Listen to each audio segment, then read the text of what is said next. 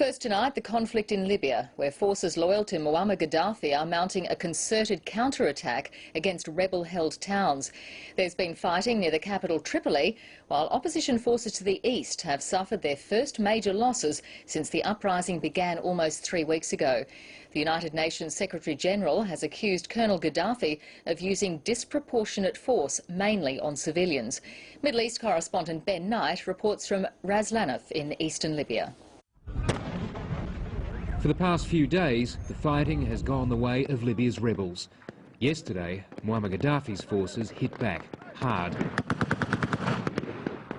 Near the capital, government troops launched their biggest attack yet on the cities of Zawiya and Misrata, using jet fighters, attack helicopters and artillery.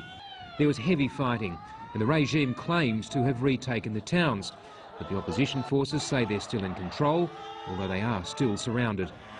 In the east of the country, rebel fighters were hoping to keep up their momentum and reach the city of Sirte, but instead they were pushed backwards after a major offensive by the Libyan army. The city of Ras Lanuf was bombed. Then pro-Gaddafi troops retook the town of Ben Jawad. The shock of the onslaught was clear. There's a lot of people, they died in there, and there is no ambulance. Those who could be brought out were taken to larger towns behind the rebel lines. This was the opposition's first major defeat on this side of the country, but they soon rallied. So what's happening now is they're rustling more troops from here to go back down the road and retake the town. The strength of these forces is their sheer will to fight, but their weakness is disorganisation.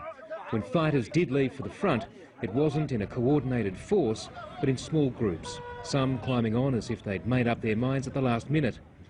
This is now looking more and more like it will be a protracted civil war. While the rebels might be on the back foot, they are prepared to die rather than return to life under Muammar Gaddafi. And the Libyan leader clearly has his supporters. There were large rallies in Tripoli yesterday. The regime says these people were celebrating the Libyan army's military success, although there were reports of some fighting inside the capital too. The opposition had hoped for a swift revolution, as they saw in their neighbouring countries of Tunisia and Egypt. That hope now appears all but gone. Ben Knight, ABC News, Ras Lanuf.